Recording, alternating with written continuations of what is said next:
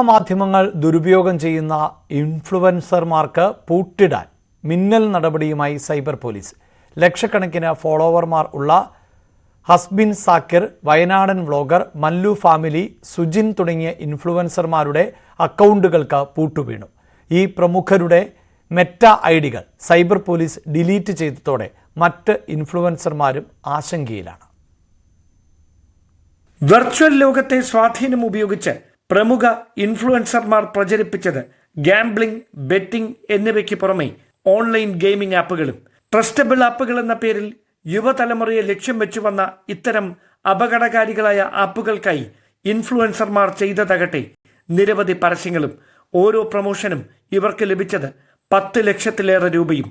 ഈ social media താരങ്ങളുടെ വാക്ക് വിശ്വസിച്ച് നിരവധി ഫോളോവർമാരാണ് ആപ്പുകളുടെ കെണിയിൽ കുടുങ്ങിയത്.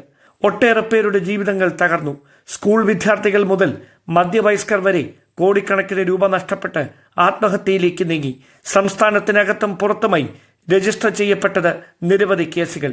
പരാതികൾ ഏറുന്നതിനൊപ്പം പ്രൊമോഷണൽ വീഡിയോകളുടെ എണ്ണവും പെരുകിയതോടെയാണ് സൈബർ പോലീസ് കടുത്ത നടപടികളിലേക്ക് കടന്നത്.